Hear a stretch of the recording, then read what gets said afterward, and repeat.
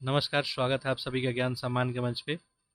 हम लोग यहाँ पे यूपीपीसीएस प्रीलिम्स 2023 के लिए टेस्ट सीरीज देख रहे थे और इस क्रम में अभी जो हम लोग ये टेस्ट देख रहे हैं, ये आपको देख रहे हैं घटना चक्र के स्पष्ट जो है दृष्टि 2023 जो आई हुई है, यहीं से हम लोग देख रहे हैं। ये जो है आपको प्रैक्टिस सेट जो है टोटल यहाँ पे देखेंगे तो आपको 5 प्रैक्टिस सेट बनाया गया है यूपीपीसीएस प्री को ध्यान में रखते हुए। तो इसमें हम लोग यहाँ पे 3 जो है देख चुके हैं। आज जो है इसका हम लोग चौथा देखेंगे और लास्ट एक और बचेगा, तो ये हम लोग टोटल 5 यहाँ से देख लेंगे। इसके अलावा जो है यहाँ पे यूपी पीसीएस फिल्म 2023 के लिए बात करूँ तो आपका दृष्टि आईएएस, ध्येय आईएएस और जीएस वर्ल्ड का टेस्ट आपको कराया गया है। ये 20 प्लस टेस्ट है, तो सारा का लिंक मैं यहाँ डिस्क्रिप्शन बॉक्स में आपको प्रोवाइड कर दूंगा। जो लोग भी नहीं देखे हैं चाहे तो जाके देख सकते हैं। अब आपके एग्ज़ाम में बहुत कम टाइम बचा हुआ है, तो आप चाहे तो 1.5 करके जो है इसे, या 2 करके इसे देख सकते हैं, रिवीजन पर्पज से इसको देख सकते हैं।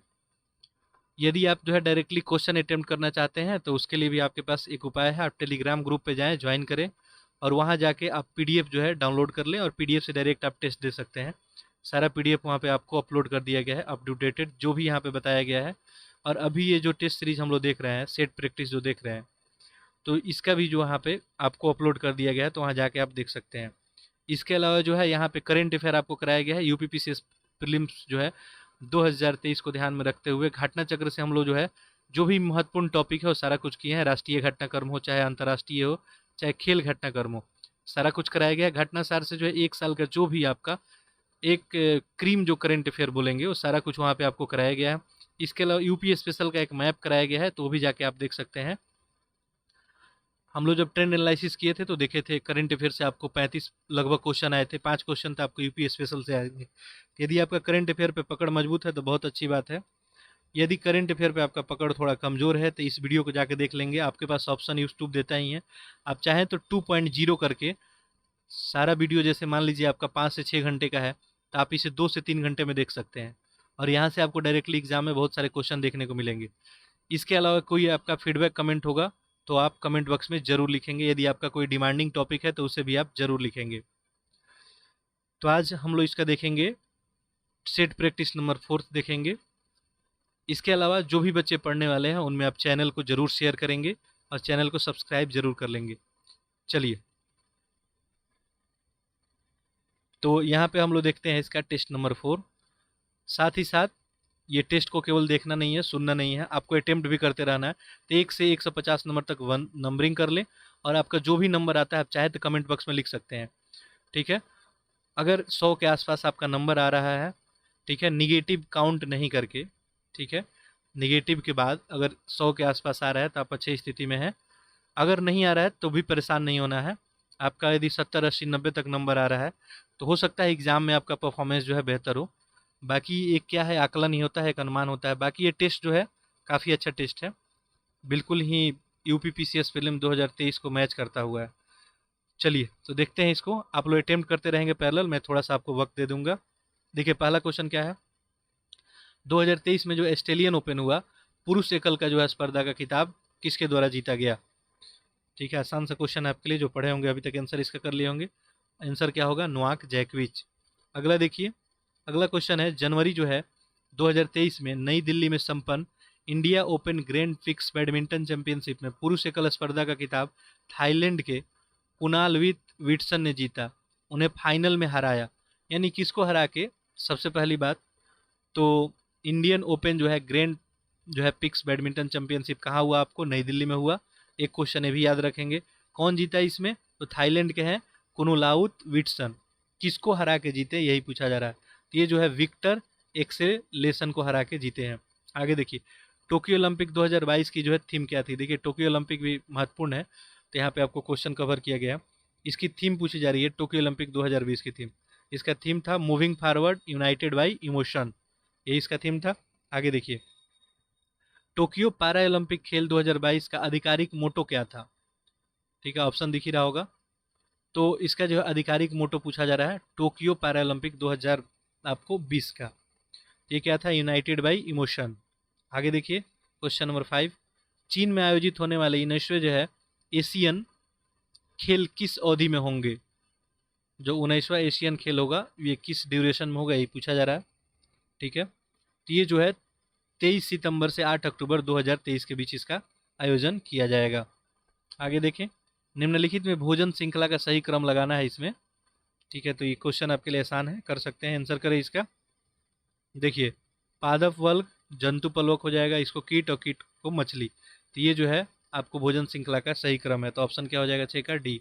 आगे देखिए, निम्नलिखित में से किस में अर्पाइड पिरामिड पाया जाता है। ठीक है, यहाँ बायोमास, संख्या, ऊर्जा, उपयुक्त सभी। तो क्या ऊर्जा में ही आपको अर्पाइड पिरामिड पाया जाता है। आगे देखें, निम्नलिखित में से कौन सा कीटहारी पौधा है इसमें। कीटहारी पौधा यानी कीटों का जो है अपना भोजन बनाता है, वो कौन पौधा है, आपको पता ही होगा ये कौन है, नेफेंथिस है। नेफेंथिस जो है ये कीटों का अपना भोजन बनाता है। एक्चुअली क्या होता है, ये पौधे जो होते हैं इनके जो है पत्ते ये ऐसे ही खुले हुए रहते हैं। ठीक है, इसमें कीट जैसे बैठते हैं, ये क्या कर लेते हैं, इसको बंद कर लेते हैं। ठीक है, और इसी से अपना न्यूट्रिएंट्स जो भी है ले लेते हैं। तो 8 का ऑप्शन ये हो गया। क्वेश्चन नंबर 9 देखते हैं। देखिए, मरुस्थली पौधे के जड़ तंत्र अत्यधिक विकसित होते हैं। यानी ओवरऑल कहने का मतलब है, जो भी मरुस्थल में पौधा होता है देखेंगे उसके जड़ बहुत दूर दूर तक फैले हुए रहते हैं। ऐसा वजह क्या होता है इसका। ठीक है, तो यहाँ पे देखिए ऑप्शन दिख रहा है आपको, 4 ऑप्शन दिख रहा है। चलिए इसको जूम इन कर लेते हैं, पूरा नहीं दिख पा रहा, अब दिख रहा होगा।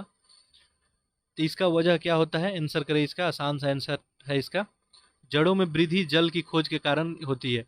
यानी देखिए, जल आपको पता है मरुस्थल में काफ़ी कम होता है, तो जल के खोज में दूर दूर तक वो चले जाते हैं। ठीक है, तो ऑप्शन क्या हो गया, डी हो गया। आगे देखिए क्वेश्चन नंबर 10। क्वेश्चन नंबर 10 में पूछा जा रहा है आपको, मृदा में उपस्थित सूक्ष्म जीवों द्वारा अमोनिया का नाइट्राइट और फिर नाइट्रेट में बदलने को क्या कहते हैं। ऑप्शन 4 है, आंसर करें। नाइट्रिफिकेशन कहते हैं इस प्रोसेस को। आगे देखिए, यहाँ पे सूची 1 को सूची 2 से मिलाना है। एक तरफ अशांतित श्रेणी है और लाल डाटा पुस्तक में प्रदर्शन है। यानी जो रेड बुक होता है उसमें कुछ जो है आपको पता है जीव जंतुओं को जो है शामिल उसमें किया जाता है। तो ये असांकित श्रेणी है, और उसके लिए कौन सा जो है कलर का आपको पुस्तक का प्रदर्शन होता है, यही पूछा जा रहा है। ठीक है, देखिए आंसर करें। आपको दिख नहीं रहा होगा, चलिए इसको जूम इन कर देते हैं, अब दिख रहा होगा। यहाँ पे नीचे 4 ऑप्शन है। ठीक है, देखिए, तो संकटपन जो है इसके लिए किस तरह का बुक जो है जारी होता है, कौन सा कलर का बुक होता है, ये पूछा जा रहा है। आंसर करें इसका। तो ये जो है लाल कलर का होता है, जो बिल्कुल संकट होते हैं। ठीक है, तो ए का कितना हो गया आपका, 4 हो गया। ठीक है, इसके बाद देखिए, सुवेद के लिए जो है अंबर पत्र होता है, 2 हो जाएगा। दुर्लभ के लिए जो है आपको ये श्वेत पत्र होता है, 1 हो जाएगा। और संकट से बाहर जो है, अब पता है संकट से बाहर होगा तो क्या होगा, उसके लिए हरित पत्र होगा, 3। तो 4 2 1 3 ऑप्शन देखें, 4 2 1 3 ऑप्शन क्या हो जाएगा, ए। 11 का ऑप्शन ये हो जाएगा। अगला देखें, अगला क्वेश्चन है आपको, उत्परिवर्तन उद विकास के लिए आवश्यक है क्योंकि।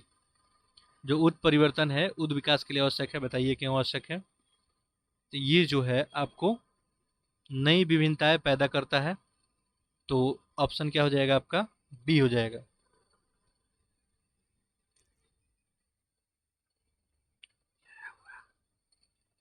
आगे देखते हैं क्वेश्चन नंबर आपका 13। महाकल्पों का कौन सा क्रम जो है सही है। ठीक है, ऑप्शन आपके सामने है, आंसर करें। देखिए, आर्कियोजोइक, प्रोटोरोजोइक और पैलियोजोइक, यही जो है इसका सही क्रम है। तो ऑप्शन क्या हो जाएगा, बी हो जाएगा। आगे देखेंगे क्वेश्चन नंबर 14। किस पौधे से छोटी इलायची प्राप्त की जाती है। ठीक है, एमोमम जो है सबयूरेशन से, करक्यूमा लौंगा से, और देखते हैं छोटी इलायची किस पौधे से प्राप्त की जाती है, ये आपसे पूछा जा रहा है। और है आपको इलेक्टेरिया कार्डमोम से और पाइपर नाइक्रम से। तो ये इलेक्टेरिया कार्डमोम से जो है प्राप्त किया जाता है। आगे देखें, ये आपको पादप है और लाक्षणिक आवास है उनका, ये सुमेल करना है, एक तरफ पादप है और उनकी एक तरफ आवास है। देखिए, चलिए जूम इन कर लेते हैं। देखिए पूरा क्वेश्चन अब आपको दिख ही नहीं पा रहा होगा। देखिए, तो इसका आंसर करें आप लोग। देखिए, यूट्रिक्यूलेरिया, इसका जो है लाक्षणिक आवास कहाँ है, यूक्लिक्टेरिया का। ये पादप है, पौधे हैं।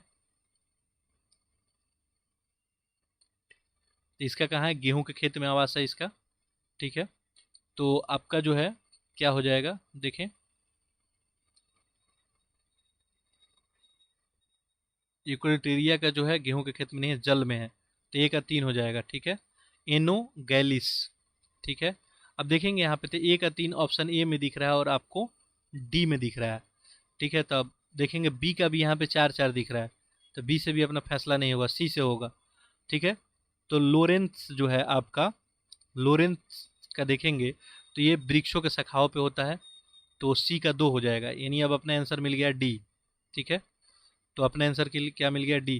तो 1 का 3 हो गया, बी का तो आपका 4 हो गया, एनोगैसलस ये हो जाएगा मैंग्रोव, और लोरेंथस जो है वृक्षों के शाखाओं पे, और लास्ट बचा आपका राइजोफोरा, तो राइजोफोरा हो जाएगा मैंग्रोव।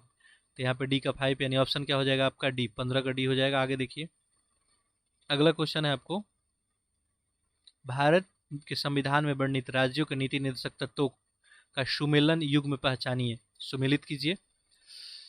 नीति निर्देशक तत्वों का सुमेलित युग्म जो है आपको पहचानना है, जो नीति निर्देशक तत्वों के अंदर आते हैं। पहला देखिए, समान न्याय और निःशुल्क विधि सहायता, अनुच्छेद 41, ये तो गलत हो गया। न्यायपालिका को कार्यपालिका से पृथक करना, अनुच्छेद 50 है। काम करने का अधिकार 42 है। पर्यावरण संरक्षण संवर्धन, अनुच्छेद 45। तो इसमें जो है आपको सही कौन है बताना है, सही कौन सा है, न्यायपालिका का कार्यपालिका से पृथक जो अनुच्छेद 50 में है, यही सही है। बाकी सब जो है आपको गलत है। आगे देखें, 42वें संविधान संशोधन के द्वारा राज्य के नीति निर्देशक सिद्धांत तत्वों में किन किन तत्वों को शामिल किया गया था। देखिए, जब 42वां संविधान संशोधन किया गया तो उसमें बहुत सारी बातें ऐड की गई थी। तो राज्य का जो है नीति निर्देशक के बारे में आपसे पूछा जा रहा है कि बताइए किन तत्वों को शामिल किया गया था। आंसर करें इसका, पैरेलली आप लोग आंसर करते रहें। देखिए, उद्योगों के प्रबंधन में श्रमिकों की भागीदारी, समान न्याय तथा निःशुल्क विधि सहायता, शोषण से बच्चों तथा अल्पव्ययों की सुरक्षा, ये सारा जो है 42वां संविधान संशोधन में था। तो यहाँ पे क्या हो जाएगा, उपयुक्त सभी, ऑप्शन डी हो जाएगा। ठीक है, आगे बढ़ते हैं। क्वेश्चन नंबर 18, भारतीय संविधान का कौन सा अनुच्छेद भारत के विदेश नीति से संबंधित है। ये कौन सा अनुच्छेद है, अनुच्छेद 51। तो 18 का हो जाएगा आपका ऑप्शन बी। आगे देखिए, क्वेश्चन नंबर 19 देखते हैं।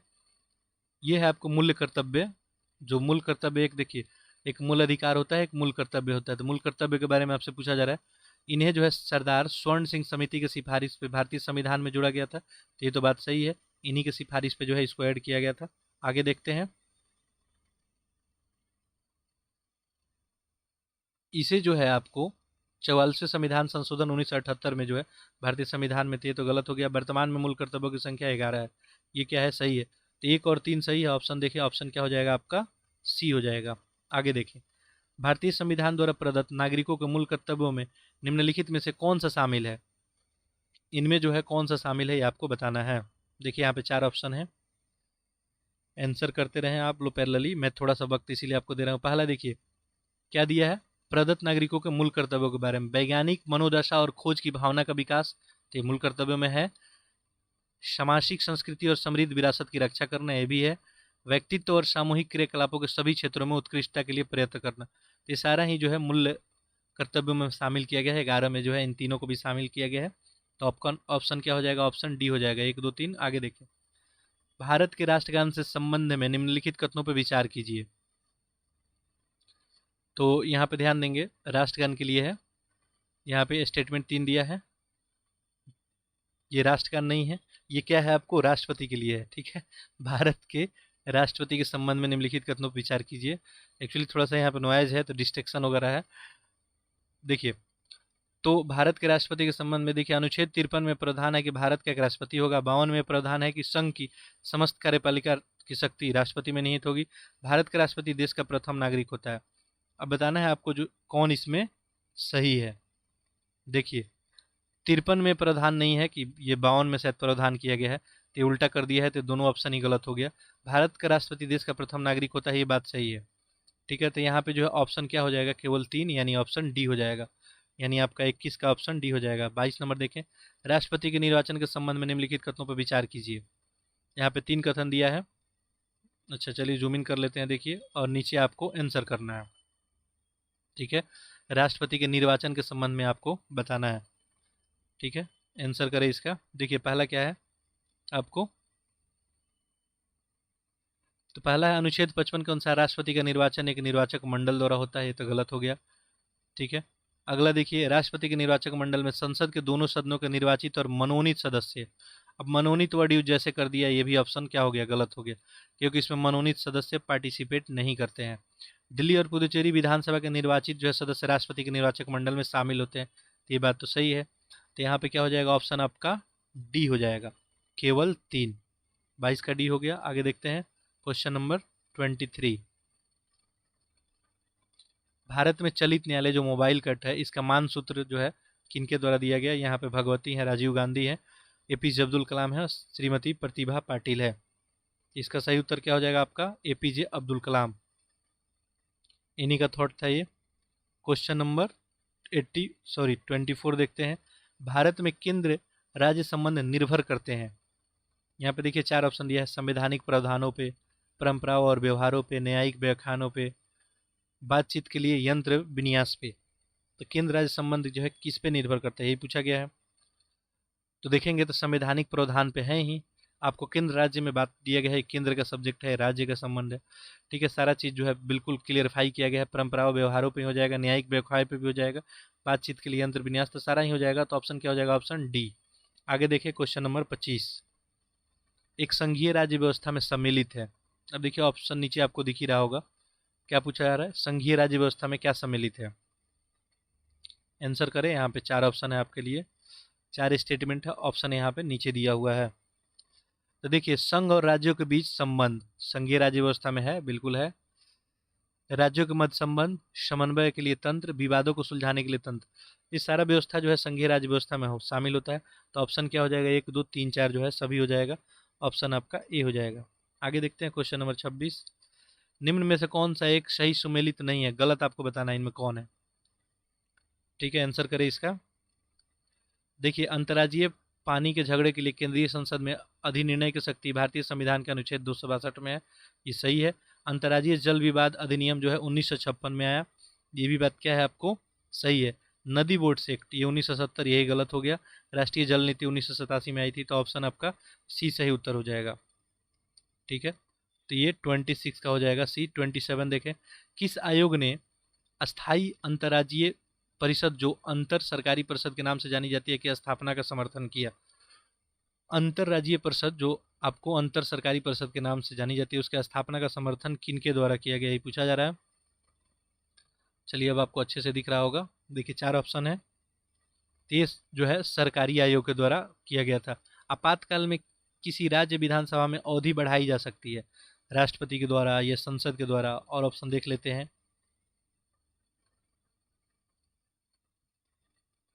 और देखिए यहाँ पे दिया है राज्य के राज्यपाल के द्वारा, राज्य के विधानमंडल द्वारा। देखिए, जब भी बात आएगी आपको आपातकाल में विधानसभा की अवधि बढ़ाने की, तो उस पर एकाधिकार किसका है, यहाँ पे संसद का है। तो ऑप्शन क्या हो जाएगा आपका, बी हो जाएगा। आगे देखते हैं क्वेश्चन नंबर 29।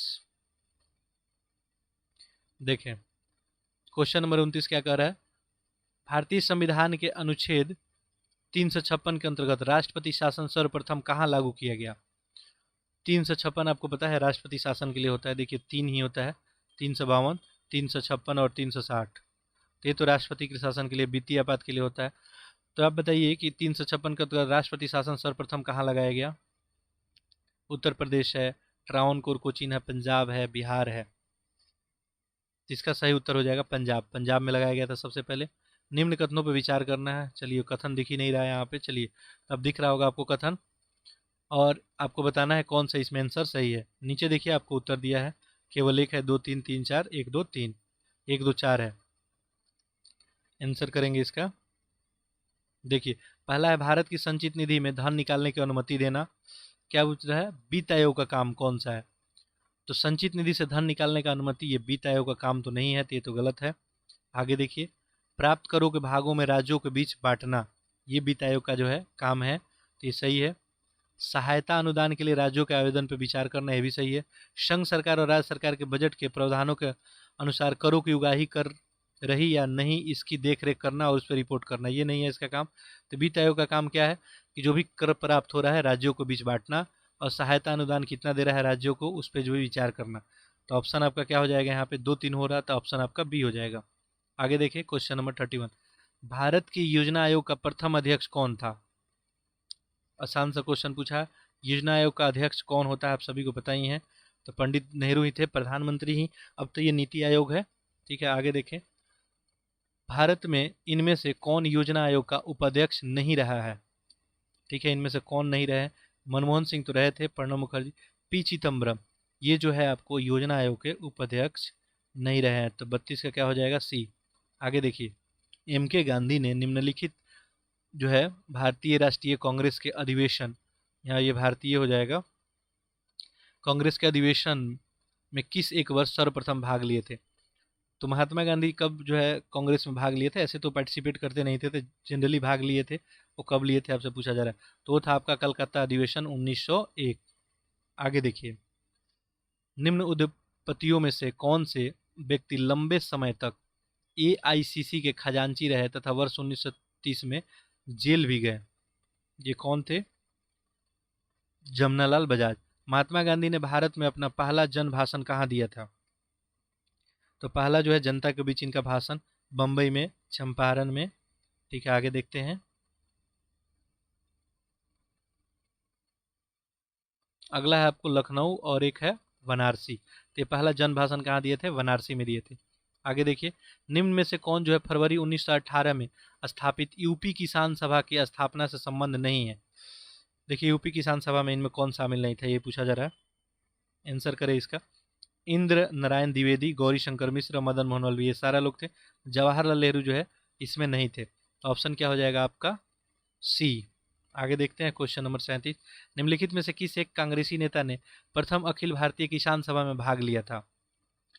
तो कौन कांग्रेसी नेता थे जो प्रथम अखिल भारतीय किसान सभा में भाग लिए थे? आसान सा क्वेश्चन है, ये कौन थे? जवाहरलाल नेहरू थे। आगे देखिए, अगला है आपको क्वेश्चन नंबर 38, अक्टूबर 1920 में भारतीय कम्युनिस्ट पार्टी की स्थापना के लिए ताशकंद में एकत्र हुए भारतीयों के समूह के मुखिया निम्नलिखित में से कौन थे? तो भारतीयों को से कौन थे? एम एन राय थे। आगे देखिए, जब रॉलेट एक्ट पारित हुआ था उस समय भारत का वायसराय कौन था? जब रॉलेट एक्ट पारित हुआ तो ये था लॉर्ड चैम्सफोर्ड। ठीक है, तो ये सारा इंपॉर्टेंट क्वेश्चन है, ठीक है। तो ध्यान से इसको देखेंगे, नहीं आता है तो बिल्कुल याद कर लेंगे। चलिए, अब जरूरी नहीं है कि सबको सारा क्वेश्चन आ जाए, ठीक है, तो इसलिए परेशान नहीं होना है। यदि आपसे 2-4 क्वेश्चन नहीं भी आ रहा है, अटेम्प्ट करते जाएं, हो सकता है। देखिए, पेपर में क्या होता है, कभी कभी आप 1 से 10 तक अटेम्प्ट कर रहे हैं, यहाँ से आपको 2 अटेम्प्ट हुआ, आगे चल के कहीं 20 आपसे कंटिन्यू अटेम्प्ट हो जाएगा। तो ऐसे उतार चढ़ाव चढ़ते रहते हैं पेपर में, तो इस बात का ध्यान रखेंगे, ठीक है। पुराने लोग को ये बात पता होगा, नए लोग को ये बात नहीं पता होगा। तो देखिए, रॉलेट एक्ट जब पारित हुआ तो उस समय भारत का जो है वायसराय कौन था? तो ये थे चेम्सफोर्ड थे, ठीक है। आगे देखिए, ये रॉलेट एक्ट के समय चेम्सफोर्ड ही थे, तो सी हो गया। निम्नलिखित कथनों पे आपको गौर करना है, ठीक है, और इसमें जो है उत्तर चुनना है, कौन सा इसमें असत्य है। चलिए, यहाँ पे सत्य नहीं बताना है, क्या बताना है आपको? असत्य बताना है। देखिए, कांगो नदी पे कैंजी बांध बनाया गया है, लिम्पोपो नदी अटलांटिक महासागर में गिरती है, बताना है कौन सा इसमें सही है। सही नहीं है, गलत बताना है, ठीक है। आपको क्या बताना है? गलत। तो देखिए, कांगो नदी पे कैंजी बांध बनाया गया, ये भी गलती है, और अटलांटिक महासागर में दोनों ही गलती है। क्या हो जाएगा? ऑप्शन आपका सी हो जाएगा। आगे देखिए, निम्नलिखित में से कौन सी नदी भूमध्य सागर में गिरती है? देखिए, 4 ऑप्शन है यहाँ पे, पो नदी है, ओडर नदी है, नीपर नदी और रोन नदी। इसमें भूमध्य सागर में कौन गिरती है पूछा जा रहा है। आंसर कर लिए होंगे आप लोग, रोन नदी है। आगे देखिए, निम्नलिखित जो है असमताओं को क्रस्ट से आंतरिक कोर की ओर व्यवस्थित कीजिए। क्रस्ट से आपको आंतरिक कोर तक जाना है, तो कौन कौन उसमें आपको असमता आएगा, लेबल कौन सा आएगा? अच्छा, यहाँ पे चलिए जूम इन कर देते हैं, देखिए नीचे आपका आंसर है। चलिए, अब आंसर करें आप लोग, तो देखेंगे, तो ये पहले गुटेनबर्ग असमता आता है, फिर आपको रोपिटी, फिर मोहो और फिर कोनार्ड। तो 1 2 3 4 ऑप्शन क्या हो जाएगा आपका? ए हो जाएगा। आगे देखते हैं क्वेश्चन नंबर 43, ये एक तरफ कारक है, एक तरफ स्थलाकृति है, ठीक है। देखिए, अब दिख रहा होगा आपको, आंसर करें इसका। तो नदी जो है यहाँ पे देखिए कारक है और स्थलाकृति है, आंसर करते रहेंगे पैरेलली आप लोग। तो इसमें नदी क्या होगा आपका? शंपाय मैदान नदी जो है ये चीज बनाता है, आपको पता है निक्षेप वगैरह नदी लेके आके मैदान का निर्माण करता है। तो एक है तो दो हो जाएगा, ठीक है। अब यहाँ पे ऑप्शन देखेंगे तो इस आपका डी ऐसे एलिमिनेट हो गया, बी और सी में कोई आपका यहाँ पे आंसर होगा, ठीक है। तो बी या सी में कोई भी आंसर आपका हो सकता है। देखते हैं कौन आंसर होता है। आगे देखेंगे हिमानी, ठीक है। तो हिमानी जो है ड्रमलिन, तो दो का एक हो गया। अब ऑप्शन आपका निकल गया सी ही होगा, ठीक है। सी आपका ऑप्शन बन जाएगा। पवन जो हो जाएगा पिडमांट, और सागरीय जो है जल, ये आपको हो जाएगा लघु निवेश का। तो यहाँ पे ऑप्शन क्या हो जाएगा आपका 43 का सी। चलिए आगे बढ़ते हैं। क्वेश्चन नंबर 44, करीमाटा जल संधि निम्नलिखित में से किन दो सागरों को जोड़ती है? करीमाटा जल संधि, तो ये जो है दक्षिणी चीन सागर को जावा सागर से। आगे देखिए, निम्नलिखित झीलों को उनके क्षेत्रफल के आधार पर अवरोही क्रम में लगाना है, यानी डिसेंडिंग में, ठीक है। सबसे बड़ा फिर छोटा ऐसे करके लगाना है, ठीक है। तो इसका आंसर करिए आप लोग। देखिए इसमें देखेंगे तो मिशिगन झील, इसके बाद टांगानिका झील, फिर आपको बैकाल आ जाएगा, फिर टिटिका का आ जाएगा। तो 2 1 3 4 हो जाएगा। ऑप्शन क्या हो जाएगा आपका सी हो जाएगा। आगे देखिए, निम्नलिखित में से किल जल संधि को लवणता सबसे कम है? जल राशि की जो है लवणता सबसे कम है, आपको बताना है कौन सी इसमें जल वाला, जैसे लाल सागर है, आर्टिक है, हडसन है, कैरिबियन में सबसे कम लवणता वाला जो कौन है, ये पूछा जा रहा है। तो कौन है इसमें? हडसन की खाड़ी है। आगे देखें, अगला आपको क्वेश्चन है, महासागरों के निम्नलिखित गर्तों को उनकी गहराई के आधार पर अवरोही क्रम में लगाना है। ये सब महासागर में गर्त है, आपको सब पता ही है। तो सबसे जो है यहाँ पे क्या लगाना है? अवरोही क्रम में, ध्यान देंगे। तो देखिए सबसे पहले क्या हो जाएगा, टोंगो गर्त हो जाएगा, फिर आपका फिलीपींस गर्त हो जाएगा, फिर साउथ सैंडविक, और फिर हो जाएगा सुंडा गर्त। तो यहाँ पे ऑप्शन आपका क्या हो जाएगा? डी। आगे देखिए, निम्नलिखित में से कौन सी जलधारा अटलांटिक महासागर की नहीं है? ठीक है, अटलांटिक महासागर में इनमें कौन सी नहीं है? देखिए 4 ऑप्शन आपको दिया गया है, आगे देख लेते हैं। चलिए इन्हीं में आपको बताना है कौन सा अटलांटिक का नहीं है। तो ये कौन है? आपको ओखो टस्क जलधारा। आगे देखते हैं क्वेश्चन नंबर 49। देखिए प्रति छाया बैंकिंग क्या है? ऑप्शन देखिए आपके सामने, आंसर करें इसका। प्रति छाया बैंकिंग क्या है? गैर बैंकिंग वित्तीय संस्थान द्वारा वित्तीय तथा अन्य गतिविधियों को संपन्न करना, इसी को बोलते हैं प्रति छाया बैंकिंग। ये गैर बैंकिंग वित्तीय संस्था होता है, और इसी के द्वारा वित्तीय और अन्य जो है गतिविधियां संपन्न किया जाता है। तो 49 का आपका बी हो गया। 50 नंबर पे आते हैं, सूक्ष्म वित्त निम्न आय वर्ग के व्यक्तियों के लिए वित्तीय सेवाओं का प्रावधान करता है। यह सेवा उपभोक्ता और स्वरोजगार में जुटे व्यक्तियों दोनों को प्रदक्षा दी जाती है। सूक्ष्म वित्त के अंतर्गत जो सेवाएं उपलब्ध होती है वो कौन सी है? अब देखिए यहाँ पे आपको क्वेश्चन नंबर 50 से 4 ऑप्शन है, नीचे दिए गए कोड के हेल्प से आपको आधार पे सही उत्तर चुनना है। देखिए, तो ऋण सुविधा इसमें होता है, बचत सुविधा भी होता है, बीमा सुविधा भी, और निधि अंतरण भी होता है। ऑप्शन क्या हो जाएगा आपका? डी हो जाएगा। आगे देखिए, निम्नलिखित पर विचार कीजिए। यहाँ पे देखिए 3 ऑप्शन है, बाजार ऋणादान है, ट्रेजरी बिल है, भारतीय रिजर्व बैंक को निर्गमित विशेष प्रतिभूतियां है। इनमें से जो है केंद्र सरकार के आंतरिक ऋण का घटक कौन सा है, ये आपको बताना है। देखिए, तो बाजार ऋणादान, ट्रेजरी बिल और भारतीय रिजर्व बैंक में निर्गम विशेष प्रतिभूति, ये सारा केंद्र सरकार का आंतरिक ऋण है। इस माध्यम से केंद्र सरकार क्या लेती है? ऋण लेती है, ठीक है। बाजार से भी लेती है, ट्रेजरी बिल के माध्यम से भी, और रिजर्व बैंक से भी प्रतिभूति के रूप में प्रतिभूति रख के। तो यहाँ पे क्या हो जाएगा? ऑप्शन डी हो जाएगा। आगे देखिए, निम्नलिखित कथनों पर विचार कीजिए। यहाँ पे 2 कथन दिया है, बताना है कौन सा इसमें सही है। देखिए, गोरवाला समिति की संस्तुति के फलस्वरूप भारतीय स्टेट बैंक की स्थापना की गई थी। 6 वाणिज्यिक बैंकों का राष्ट्रीयकरण 15 अप्रैल 1980 को हुआ था। यहाँ सही बताना है, दोनों ही स्टेटमेंट आपको क्या है? सही है। आगे देखिए, भारतीय रिजर्व बैंक के संदर्भ में निम्नलिखित कथनों पर विचार करना है। वो केंद्र सरकार का बैंकर है, वह मौद्रिक नीति बनाता है और लागू करता है। और देखिए यहाँ पे, इसके अलावा देखें तो यहाँ पे है, यह अंतर्राष्ट्रीय मुद्रा कोष के सिलसिले में सरकार के एजेंट के रूप में काम करता है। वह भारत सरकार के ऋणादान कार्यक्रम को भी संचालित करता है। इसमें से कौन सा कथन सही है? देखिए, तो किसके बारे में आपसे पूछा जा रहा है? यहाँ पे आरबीआई के संबंध में। वो केंद्र सरकार का बैंकर है, बिल्कुल सही है, ठीक है। तो ये ऑप्शन भी सही है आपका। मौद्रिक नीति बनाता है, लागू भी करता है, तो ये भी क्या है? ऑप्शन आपका सही है। आगे देखते हैं, दोनों स्टेटमेंट सही हो गया। तीसरा देखिए, अंतर राष्ट्रीय मुद्रा कोष के सिलसिले में सरकार के एजेंट के रूप में भी काम करता है, ये भी सही है। भारत सरकार को ऋणादान कार्यक्रम में संचालित करता है, सारा कुछ ही सही है। तो ऑप्शन क्या हो जाएगा आपका? सी हो जाएगा। आगे देखिए, क्वेश्चन नंबर देखते हैं 44। निम्न में से कौन सा एक भारतीय बैंक का कार्य नहीं है? ठीक है, बैंक का काम जो है कौन सा नहीं है आपको बताना है। देखिए, साख को नियंत्रण करना, अनुसूचित वाणिज्यिक बैंकों को शिखर संस्था के रूप में, ठीक है, यहाँ पे मौद्रिक नीति का निर्माण करना और साख सृजन करना। ये भारतीय रिजर्व बैंक का पूछा है कि कौन काम नहीं है। ठीक है, तो यहाँ पे आपका ऑप्शन क्या हो जाएगा? ऑप्शन डी, साख सृजन करना। आगे देखिए, निम्नलिखित जो है सूचकांकों में कौन सा मानव विकास सूचकांक की गणना में सम्मिलित नहीं किया जाता है? देखिए, जब मानव विकास सूचकांक निकाला जाता है तो उसका कुछ पैमाना होता है, तो इसमें किसको शामिल नहीं किया जाता है, ये पूछा जा रहा है। आंसर करते रहें आप लोग पैरेलली में। देखिए, जीवन प्रत्याशा बिल्कुल शामिल होता है, शिक्षा भी होता है, प्रति व्यक्ति, यहाँ पे सामाजिक असमानता को नहीं शामिल किया जाता है। तो ऑप्शन क्या हो जाएगा आपका? डी। आगे देखते हैं, क्वेश्चन नंबर 56। निम्नलिखित पर विचार करना है। शिक्षा का अधिकार है, समानता के साथ सार्वजनिक सेवा प्राप्त करने का अधिकार है, भोजन का अधिकार। मानव अधिकार के व्यापक उद्घोषणा के अंतर्गत उपयुक्त में से कौन सा अधिकार मानव अधिकार में आता है? ठीक है, तो मानव अधिकार में कौन आता है ये आपको बताना है। आंसर करिए।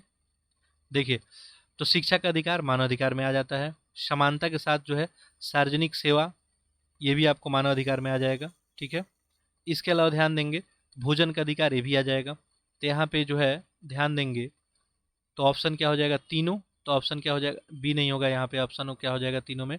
डी होगा। ठीक है, 1 2 3 यानी 56 का डी हो गया। आगे देखते हैं, कुछ छिपी बेरोजगारी से क्या तात्पर्य है? ठीक है, बेरोजगारी व्यक्तियों से है, गृहिणियों में बेरोजगारी से है, 60 वर्ष से अधिक आयु वाले व्यक्तियों को किसी कार्य में जिसको कम व्यक्ति कर सकते हैं, अधिक व्यक्ति लगे रहना, बिल्कुल यही सही ऑप्शन है। कोई काम है, मान लीजिए 5 व्यक्तियों से हो जाने वाला है, 10 व्यक्ति उसमें लगे हैं, तो इसी को जो है छिपी बेरोजगारी बोलते हैं। तो 57 का क्या हो गया? ऑप्शन आपका डी हो गया। 58 देखें, वर्ष के अधिकांश हिस्से में बेरोजगार रहने वाले व्यक्तियों की संख्या को क्या कहते हैं?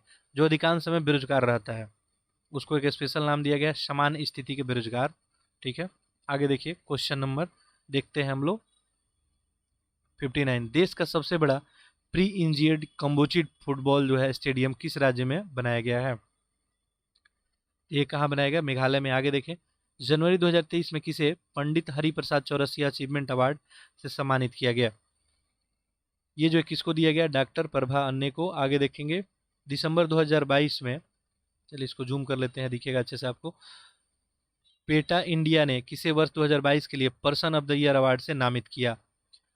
ठीक है, तो ये 4 ऑप्शन है, ये हम लोग क्वेश्चन ऑलरेडी किए हुए हैं। तो ये जो सोनाक्षी सिन्हा को दिया गया। आगे देखिए, 23 दिसंबर 2022 से 22 जनवरी 2023 तक भारतीय नृत्य महोत्सव का आयोजन जो है कहाँ किया गया? ठीक है, ये जो नृत्य महोत्सव मनाया गया 23 दिसंबर से लेके और 12 जनवरी 2023 तक, ये आयोजन कहाँ किया गया? ये कहाँ किया गया आपको?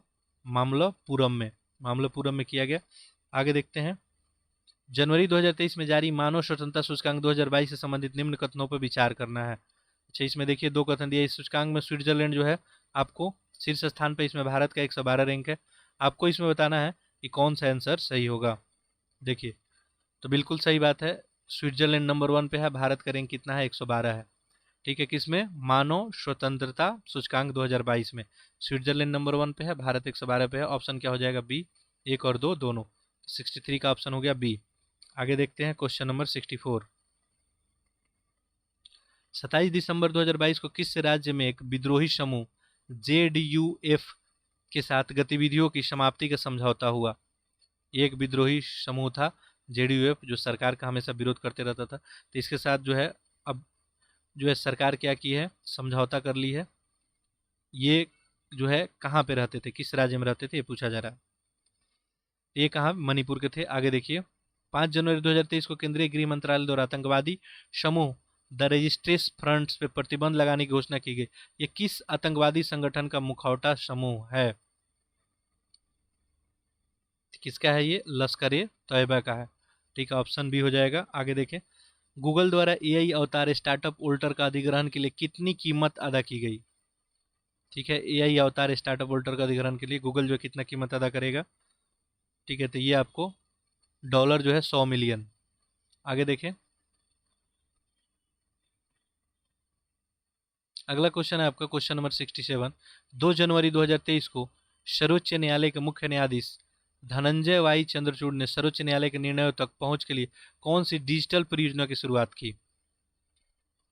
ठीक है, तो कौन सी जो है डिजिटल परियोजना की शुरुआत की गई, यही आपसे पूछा जा रहा है, आंसर करें। तो ये है ESCR।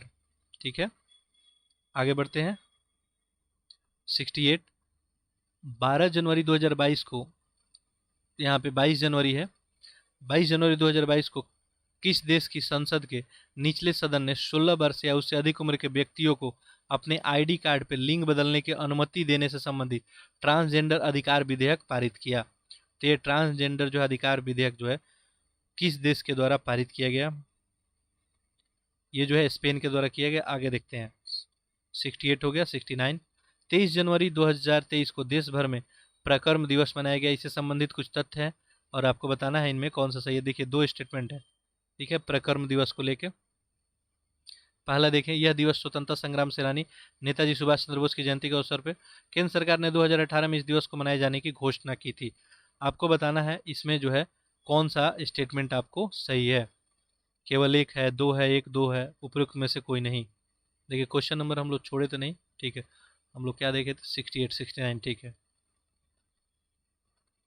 69। ठीक है, देखिए आंसर इसका करिए।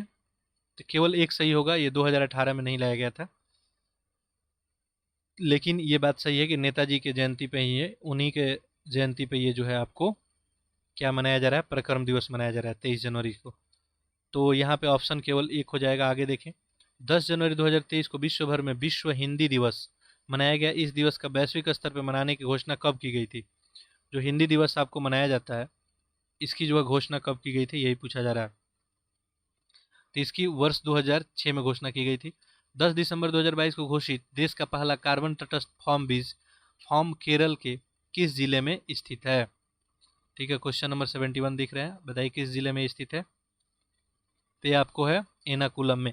आगे देखिए, 30वें राष्ट्रीय बाल विज्ञान कांग्रेस से संबंधित निम्न कथनों पर विचार करना है। ठीक है, 30वें राष्ट्रीय बाल विकास कांग्रेस, यहाँ पे देखिए दो कथन दिया गया है। पहला देखिए, इसका आयोजन 27 से 31 जनवरी 2003 के मध्य अहमदाबाद गुजरात में किया गया। इसका फोकल थीम था स्वास्थ्य और भलाई के लिए पारिस्थितिक तंत्र को समझना। उपयुक्त कथन में से कौन सा आपको कथन सही है, यही आपको बताना है। चलिए आंसर करें। तो देखेंगे तो इसका फोकल थीम था स्वस्थ और भलाई के लिए पारिस्थितिक तंत्र को समझाना, लेकिन इसका आयोजन जो है अहमदाबाद गुजरात में ये नहीं किया गया था इसके मध्य। तो यहाँ पे केवल दो सही होगा, तो ऑप्शन क्या हो जाएगा आपका? सी हो जाएगा। तो 72 का आपका ऑप्शन सी हो गया। आगे देखिए 73। चलिए देखते हैं 73। ये है आपको भारत के पहले STEM इनोवेशन एंड लर्निंग जो है आपका इनोवेशन एंड लर्निंग केंद्र का उद्घाटन कहाँ किया गया है? भारत का पहला जो इनोवेशन एंड लर्निंग केंद्र का उद्घाटन कहाँ किया गया है? आंसर करें इसका। सही आंसर क्या हो जाएगा? Option B, Chennai. ठीक है, आगे देखें। क्वेश्चन नंबर 74 है, 31 जनवरी 2023 को ट्रांसपेरेंसी जो है इंटरनेशनल द्वारा भ्रष्टाचार बोध सूचकांक 2022 जारी किया गया। इसके संबंध में आपको बताना है। इसमें टोटल 180 देशों का रैंकिंग किया गया। इसमें डेनमार्क शीर्ष पे रहा, भारत का स्थान 90 रहा। आपको बताना है इसमें कौन सा सही है। देखिए, तो सूचकांक में 180 देश पार्टिसिपेट किए थे, डेनमार्क शीर्ष पे रहा था, लेकिन भारत का स्थान इसमें 90 नहीं रहा था। तो एक और दो दोनों सही है, तो इसलिए ऑप्शन क्या हो जाएगा? ए। ठीक है, ये सब जो है आपको दृष्टि का करंट अफेयर में सारा कुछ डिटेल में आपको बताया गया है। दो लेक्चर में सारा कुछ ही बहुत डिटेल में आपको बताया गया है, तो वहाँ से जाके आप देख सकते हैं। चलिए, हाल ही में किस देश के ओडिशा शहर के ऐतिहासिक केंद्र को यूनेस्को के लुप्तप्राय विश्व धरोहर सूची में जो है फैसला किया गया है? ईरान है, यूक्रेन है, अजरबैजान है। ये है ओडेसा शहर। ठीक है, ये कहाँ का है जिसको लुप्तप्राय में धरोहर में शामिल करने की बात की गई है? तो ये है आपका यूक्रेन का। आगे देखिए, किस देश ने सिटीज कॉप 19 की मेजबानी की है? ऑप्शन आपके सामने है, इसका सही उत्तर हो जाएगा पनामा, यानी 76 का हो जाएगा बी। आगे देखेंगे, अगला है, निम्नलिखित में से कौन सा एक सही सुमेलित नहीं है? गलत बताना है। ठीक है, ये दुधवा जो है टाइगर रिजर्व है क्या? पेरियार जो है हांगुल, राजाजी राष्ट्रीय उद्यान हाथी के लिए, मानस जो है ये हाथी के लिए। चूंकि इसमें क्या बताना है आपको, गलत बताना है। तो ये दुधवा जो है बिल्कुल टाइगर के लिए है, राजा जी और ये मानस हाथी के लिए है, ये पेरियार राष्ट्रीय हांगुल, यही क्या हो गया, गलत हो गया। तो ऑप्शन आपका सी हो जाएगा। आगे देखते हैं 78। चलिए इसको जूम कर देते हैं थोड़ा, देखिए ऊर्जा के किस रूप से प्रदूषण की समस्या नहीं होती है। अब परमाणु है, सौर ऊर्जा है, पेट्रोल है, कोयला है, आपको पता ही है। ठीक है, देखिए सौर से जो है क्या होगा, प्रदूषण नहीं होगा, बाकी कोयला से होगा ही, पेट्रोल से, परमाणु से होगा ही। ठीक है, तो यहाँ पे 78 का क्या हो जाएगा आपका, बी हो जाएगा। आगे देखिए, भारत का पहला डुगुंग संरक्षण रिजर्व किस राज्य में बनाया जाएगा। भारत का पहला, ठीक है, तो ये तमिलनाडु में ऑलरेडी क्वेश्चन किया हुआ है। पद्मजा नायडू हिमालय जूलॉजिकल पार्क कहाँ स्थित है। आंसर करें, ये दार्जिलिंग में है। चलिए मैं देखिए क्वेश्चन के साथ ही आंसर आपको बता देता, लेकिन इस तरह से जो अपने टाइम को आप इफेक्टिव नहीं यूज कर पाएंगे। तो जैसे मैं थोड़ा सा वक्त दे रहा हूँ, आप आंसर टिक करें। देखिए क्वेश्चन नंबर 81, देखिए नीचे दिए गए विकल्प में भक्तिकालीन संतों का जो है सही कालक्रम लगाना है। ठीक है, यानी कौन पहले आया उसके बाद कौन है, यही आपको बताना है। तो देखिए कबीर, फिर गुरु नानक, फिर चैत्य, फिर मीराबाई। ऑप्शन क्या हो जाएगा आपका, सी। नीचे दिए गए कथन को आपको पहचान कीजिए और कूट के आधार पर सही कथन चुनना है। पहला देखिए, देवराय द्वितीय का राज दरबार भुवन विजय के नाम से विख्यात है। कृष्णदेव राय ने गजवेटर की उपाधि धारण की थी। ठीक है, अब यहाँ पे बताना है कौन सा आपको सही है। देखिए, तो देवराय द्वितीय के राज दरबार भुवन विजय के नाम से विख्यात थे, ये गलत है। कृष्णदेव राय जो है गजेटर की उपाधि थी, इसमें कोई सही नहीं है, उपयुक्त में से कोई नहीं हो जाएगा। आगे देखें, देखिए क्वेश्चन नंबर हो गया 82, 82 का आपका ऑप्शन हो गया डी। आगे देखते हैं क्वेश्चन नंबर 83। निम्नलिखित कथनों पर विचार करना है। देखिए, राजा महेंद्र प्रताप 1915 में सिंगापुर में भारत के प्रथम अस्थायी सरकार का गठन किए थे। इसमें राजा महेंद्र प्रताप राष्ट्रपति बल्कि बरकतुल्ला प्रधानमंत्री बने थे। ठीक है, बताना है इसमें कौन सा सही है। केवल दो है, एक दो दोनों है, उपयुक्त में से कोई नहीं। ध्यान देंगे तो ये दोनों ही ऑप्शन क्या है आपका सही है। तो ऑप्शन क्या हो जाएगा आपका, सी हो जाएगा। ठीक है, सिंगापुर में जो है भारत का प्रथम अस्थायी सरकार बनाया गया था और राजा महेंद्र प्रताप राष्ट्रपति बने थे, जबकि बरकतुल्ला प्रधानमंत्री बने थे। तो यहाँ पे 83 का क्या हो जाएगा, ऑप्शन सी। चलिए आगे बढ़ते हैं।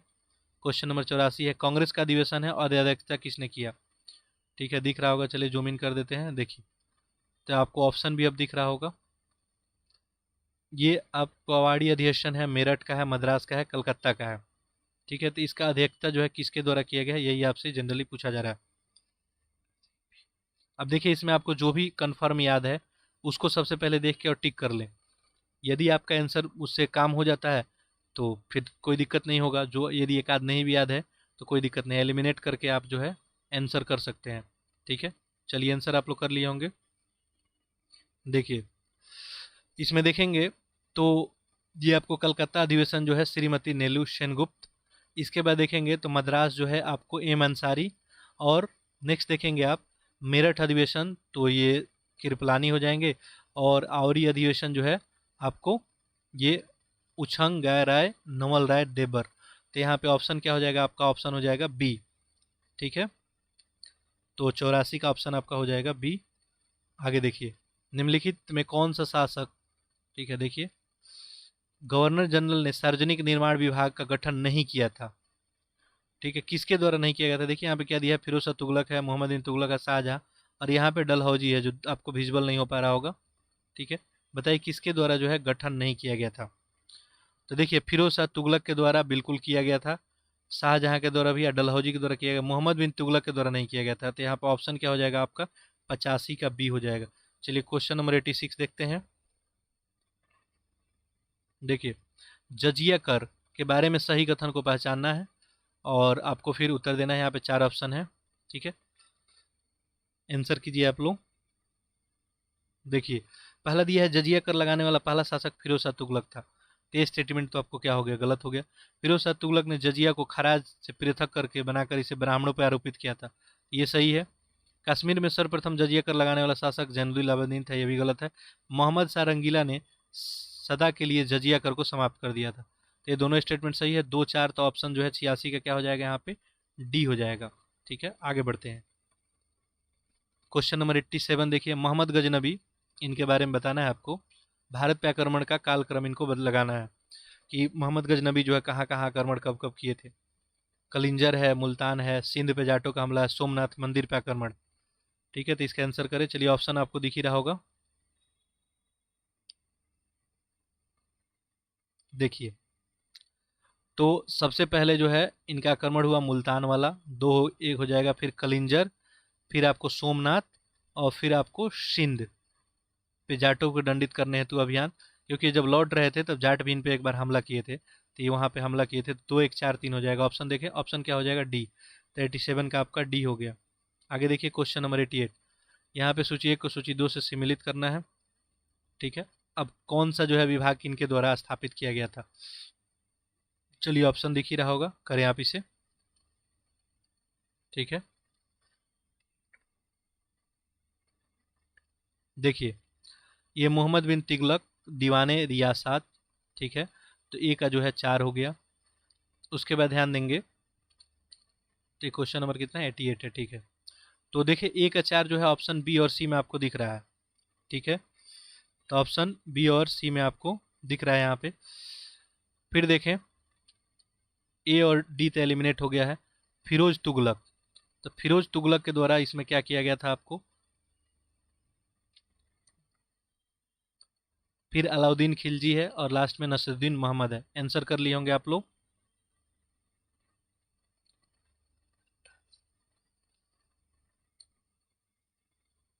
चलिए, तो फिरोज तुगलक के द्वारा जो है इमलाक विभाग, तो 2 हो जाएगा।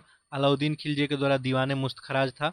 ठीक है, तो सी का 1 हो गया, और नसरुद्दीन मोहम्मद लास्ट में बचे दीवाने रियासत। तो यहाँ पे क्या हो जाएगा, 4 2 1 3। ऑप्शन देखें, ऑप्शन बी हो जाएगा आपका। तो 88 का ऑप्शन बी हो गया। आगे देखते हैं 89। निम्न कथनों पर विचार करना है आपको। देखिए पहला, देखिए प्रथम कारखाना कानून स्त्रियों की स्थिति में सुधार पर केंद्रित था, पहला स्टेटमेंट। दूसरा देखें, दूसरा है दूसरा कारखाना अधिनियम औद्योगिक श्रमिकों की सुरक्षा पे स्वास्थ्य पर केंद्रित था। भारतीय श्रम पे प्रथम आयोग 1875 में गठित की गई थी। आपको बताना है इसमें कौन सा सही है, या सही कथन आपको ढूंढना है। चलिए आंसर कीजिए।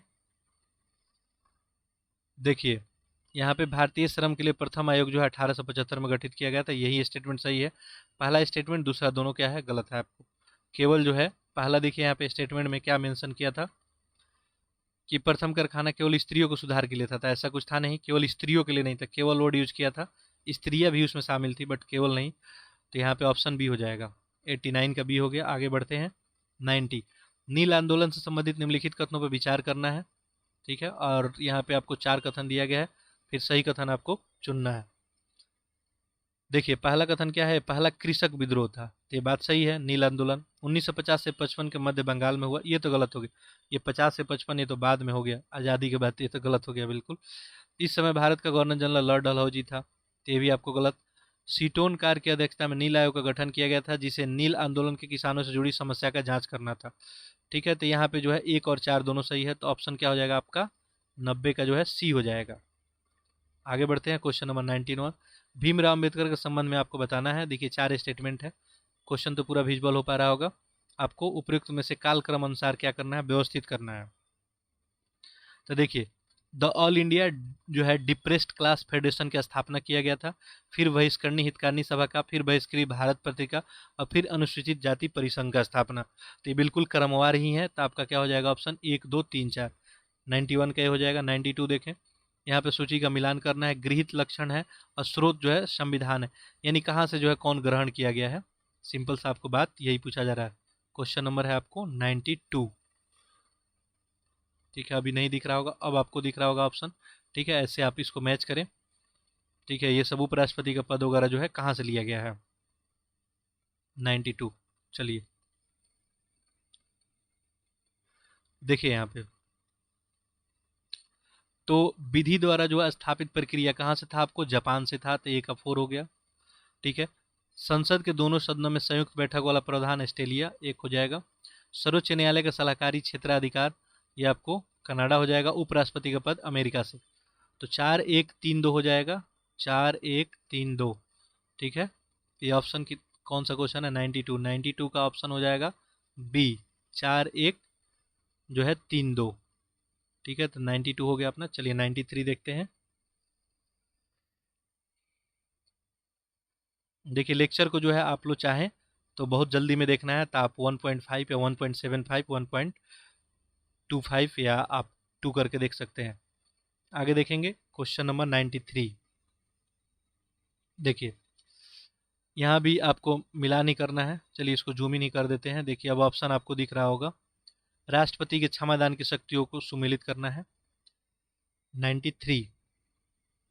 देखिए लघुकरण किसको बोलते हैं, तो सजा के प्रकृति को बदलना। परिहार, परिहार आपको सजा की अवधि को बदलना।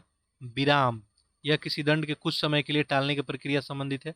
और नेक्स्ट है आपको विराम जो है जनरली जो है विशेष परिस्थितियों की वजह से सजा को कम करना। ठीक है, ये हो जाएगा। तो एक का तो एक होगा, दो का आपका दो ही होगा। ठीक है, लेकिन यहाँ पे सी का जो है 4 हो जाएगा। अब प्रविलंबन जो होगा ये हो जाएगा किसी दंड को कुछ समय के लिए कम करना, तो ये 3 हो जाएगा और ये 4 हो जाएगा। तो 1 2 4 3 ऑप्शन देखें, 1 2 4 3 ऑप्शन क्या है, सी।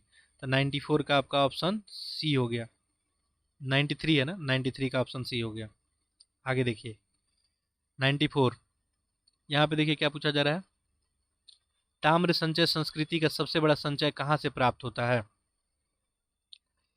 तो ये आपको गुंगेरिया। आगे देखते हैं, यहाँ फिर मिलान करना है, सूफी संत था और कौन से सिलसिले से ये लोग आते थे। ठीक है, चलिए अब ऑप्शन आपको दिख रहा होगा। क्वेश्चन नंबर ये 95 है, करें इसको। देखिए बख्तियार काकी ये कौन से थे, चिश्ती सिलसिला से थे। ए का तो 4 हो गया। ठीक है, क्लियर है। 95, हाँ 94 तो हम लोग देख लिए, 95 ही देख रहे हैं। नेक्स्ट देखें आपको बाउद्दीन जकारिया। ठीक है, तो ये जो है सुहरवर्दी से थे। तो यहाँ पे देखेंगे तो 4 एक हमको मिल गया। ठीक है, तो 95 का जो है ऑप्शन क्या हो जाएगा आपका, यहाँ से भी आप आंसर कर सकते हैं, ए हो जाएगा। चूंकि हम दो यहाँ पे मैच कर लिए और यहाँ पे 4 एक दिख रहा है, बाकी ऑप्शन में दिख नहीं रहा है, ऑप्शन ए हो जाएगा। बाकी सब देख लें, सरफुद्दीन जो है यहिया मनेरी, ये जो है आपको फिरदौसी सिलसिले से, और ख्वाजा बाकी बिला ये जो है आपको नक्शबंदी सिलसिले से। इंडिविजुअल भी इन लोग को याद रखेंगे। बख्तियार काकी जो है चिश्ती सिलसिला से आते थे। बाउद्दीन जकारिया जो है आपको ये सुहरावर्दी सिलसिला से, ऑप्शन ए हो जाएगा। आगे देखते हैं क्वेश्चन नंबर 96। यहाँ पे कथन दिया गया है, पहला देखें, ख्वाजा जियाउद्दीन नक्शी द्वारा सुख सत्ती का फारसी में अनुवाद तूती नामा के नाम से किया गया था, पहला स्टेटमेंट है। नेक्स्ट देखते हैं,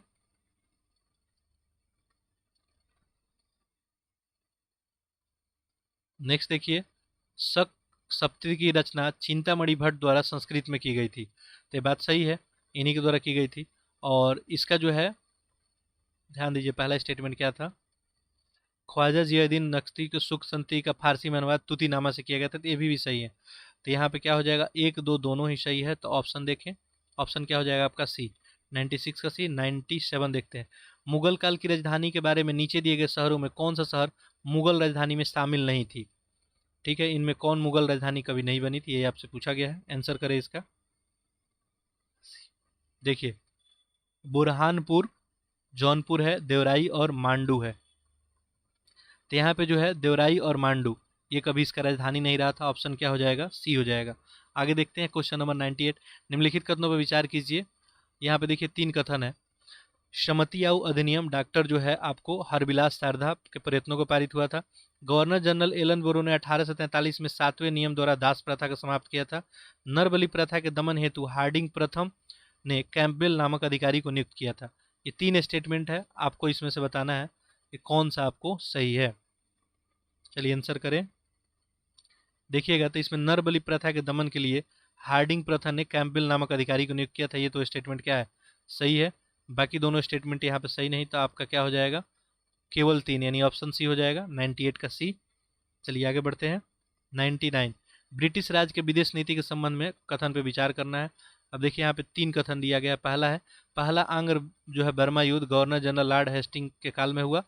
द्वितीय आंग्ल बर्मा जो है गवर्नर जनरल लॉर्ड डलहौजी के शासनकाल में। तृतीय आंग्ल बर्मा जो है लॉर्ड डॉफरिन के काल में हुआ। इसमें भी आपको सही ही ढूंढना है, क्या बताइए सही इसमें कौन सा है। 99 क्वेश्चन देख रहे हैं हम लोग, बताइए। ठीक है, देखिए दूसरा जो है द्वितीय आंग्ल बर्मा युद्ध जो है डलहौजी के समय हुआ था, ये सही है। तृतीय जो है डॉफरिन के समय। तो 2 3 सही है, यहाँ पे पहला गलत है। ऑप्शन क्या हो जाएगा आपका? बी हो जाएगा, 99 का बी। 100 देखते हैं, निम्नलिखित में कौन सुमेलित नहीं है? अनुसूचित क्षेत्र और अनुसूचित जनजाति का प्रशासन नियंत्रण छठी अनुसूची में है, ये पहला स्टेटमेंट है। नेक्स्ट देखते हैं, अगला है आपको राज्यसभा के स्थानों का आवंटन चौथी अनुसूची में है, तो गलत हो गया। नेक्स्ट भाषाएं जो है 8वीं अनुसूची में है। फिर देखें, कुछ अधिनियम और विनियम का ये दूसरी सूची में है। तो यहाँ पे आपको बताना है कूट की सहायता से कौन सा सही होगा। अब देखिए ऑप्शन में क्या है, 1 4 है, 1 3 है, तो एक तो सही है, ठीक है। लेकिन यहाँ पे देखते हैं कि पेयर में कौन सही है। इसको बोलते हैं, इस टाइप के क्वेश्चन को, ये आपका क्वेश्चन विथ इसमें रीजनिंग भी है। अब ऐसा भी हो सकता है जैसे आपको पता ही है कि भाषाएं जो है कहाँ रखी गई है, लेकिन वैसा कुछ ऑप्शन आपको दिखना चाहिए तब आप करेंगे, ठीक है। चलिए एक बार और हम लोग इस क्वेश्चन को देख लेते हैं। क्वेश्चन नंबर है आपको 100। देखिए, तो पहला क्या कथन था इसमें? अच्छा, यहाँ क्या बताना है? सही नहीं बताना है, ध्यान दीजिएगा। ये मैं सोच रहा था सही बताना है आपको, यहाँ पे गलत ढूंढना है। तो अनुसूचित क्षेत्र और अनुसूचित जनजातियों के लिए प्रशासन का नियंत्रण छठवीं अनुसूची में है, तो ये क्या हो गया? ये तो गलत हो गया। आगे देखिए, राज्यसभा के स्थानों का आवंटन जो है चौथी अनुसूची में है, ठीक है। ये बात क्या है? यहाँ पे गलत ढूंढना है आपको। ये भाषाएं 8वीं अनुसूची में है, ये तो सही है, ये भी सही हो गया। कुछ अधिनियम और विनियम का जो है विधिमानकरण दूसरी अनुसूची में है, तो ये गलत हो गया। गलत ही ढूंढना था, तो 1 और 4 गलत हो जाएगा। आगे देखिए, निम्नलिखित में से कौन सा राज्य छठी अनुसूची में शामिल नहीं था? नहीं है, कौन सा छठी अनुसूची में? तो यह है मणिपुर। आगे देखें, संविधान की तीसरी अनुसूची किसकी शपथ और प्रतिज्ञान के प्रारूप से संबंधित है? यहाँ पे जो है 3 स्टेटमेंट दिया गया है, आपको सही उत्तर यहाँ पे बताना है। देखिए, संविधान की तीसरी अनुसूची राष्ट्रपति की, संघ लोक सेवा के अध्यक्ष की, राज्य विधानमंडल के निर्वाचन के लिए अभ्यर्थियों की। तो तीसरी अनुसूची जो है शपथ या प्रतिज्ञान के प्रारूप से संबंधित है। ऑप्शन क्या हो जाएगा यहाँ पे? केवल 3 हो जाएगा। तो यहाँ पे देखिए ऑप्शन आपका क्या बन जाएगा? डी। आगे देखें, क्वेश्चन नंबर 102 हो गया, 103। निम्नलिखित कथनों पर विचार करना है। 2 स्टेटमेंट दिया है, जब प्रकाश सघन से विरल माध्यम में जाता है तो उसकी आवृत्ति कम हो जाती है, सघन माध्यम से विरल माध्यम में जाने पर प्रकाश की चाल बढ़ जाती है। इसमें बताना है कौन सा आपको सही है। देखिए, सघन माध्यम से जब विरल माध्यम पर जाने पर प्रकाश की चाल बढ़ जाती है, बात सही है, लेकिन ये आवृत्ति बदलती नहीं है, कम नहीं होती है, तो ये गलत हो जाएगा यहाँ पे। तो 103 का क्या हो जाएगा? बी, केवल 2। आगे देखिए, 104, वायु के बुलबुले के संबंध में निम्नलिखित कथनों पर विचार करना है। वायु के बुलबुले की सतह उत्तल होती है, पानी में डूबा हुआ वायु का बुलबुला अवतल लेंस के भांति व्यवहार करता है। बताना है इसमें कौन सा सही है, ठीक है। वायु के बुलबुले के बारे में आपसे पूछा जा रहा है, तो देखिए दोनों ही सही है। यहाँ पे वायु के बुलबुले की सतह उत्तल की तरह बिहेव करती है, पानी में डूबा हुआ वायु का बुलबुला अवतल लेंस की भांति, दोनों सही है। तो देखिए ऑप्शन क्या हो जाएगा? सी, 1 और 2 दोनों। चलिए आगे देखते हैं, 105। यहाँ पे भी सूची 1 को सूची 2 से मिलान करना है। देखते हैं क्वेश्चन, देखिए आपको दिख ही पा रहा होगा।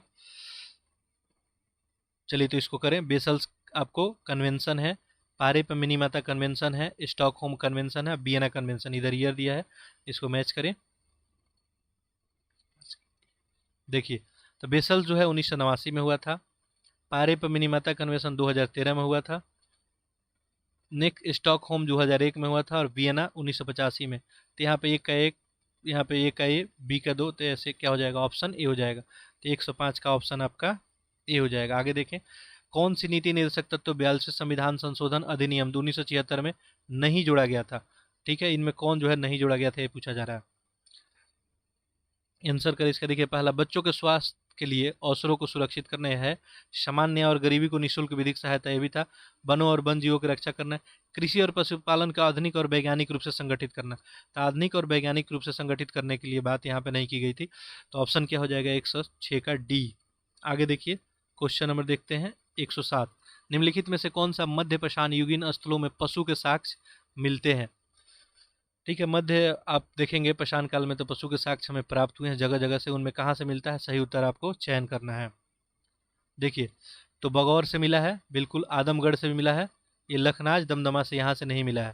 तो 1 2 हो जाएगा। ऑप्शन क्या हो जाएगा आपका? बी, 107 का बी। 108 देखें, यहाँ भी मिलान करना है, उपनिषद है और वेद है, कौन से उपनिषद जो है किस वेद से रिलेटेड है, आपको यही बताना है। देखिए, चलिए ऑप्शन आपको दिख रहा होगा अब। खैर यहाँ पे 2 ही ऑप्शन दिखाया गया है, बाकी यहाँ पे देखते हैं चलिए। तो यहाँ पे देखिए बृहदारण्यक जो है ये आपको यजुर्वेद से हो गया, तो 1 का 2 हो गया। मांडुक्य जो हो गया ये आपको अथर्ववेद से हो गया, 4 हो गया।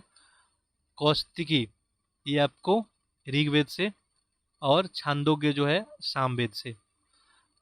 एक्चुअली क्या था, वेद इनिशियल में लिखा गया था, बहुत लोग उसको समझ नहीं पाते थे, तो बाद में जो है वेदों को आपको सरल भाषा में थोड़ा उसे लिख के और उसी का रचना किया गया था। तो यहाँ पे 2 4 1 3 ऑप्शन देखें, ऑप्शन मिल गया अपना बी।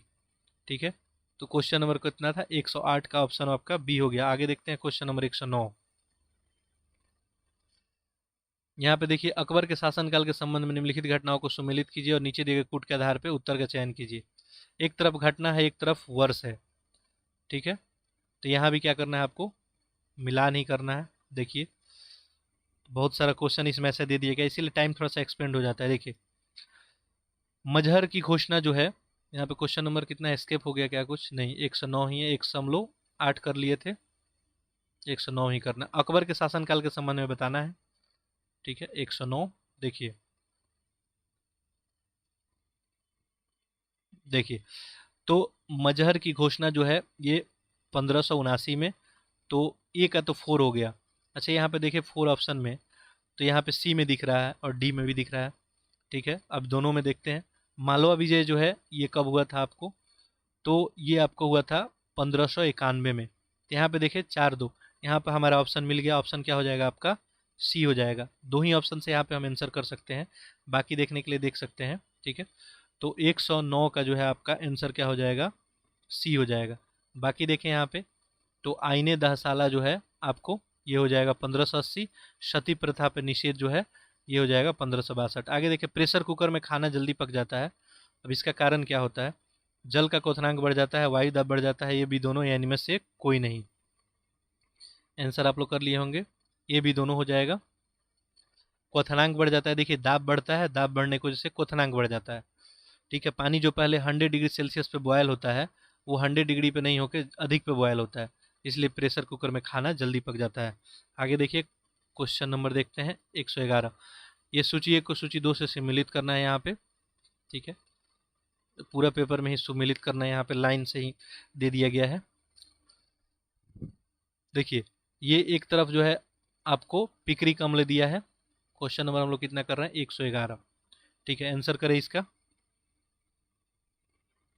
देखिए पिक्रिक अम्ल जो है ये ट्राई नाइट्रोफिनॉल हो जाएगा। नोबल का तेल ये हो जाएगा आपको ट्राई नाइट्रोग्लिसरीन। साइक्लोनाइट ये हो जाएगा आपका आरडीएक्स। और नेक्स्ट है आपको नॉर्वेजियन साल्टीपीटर, तो ये हो जाएगा कैल्शियम नाइट्रेट। तो यहाँ पे 2 3 4 1 ऑप्शन क्या हो जाएगा 111 का ए। आगे देखिए क्वेश्चन नंबर 112।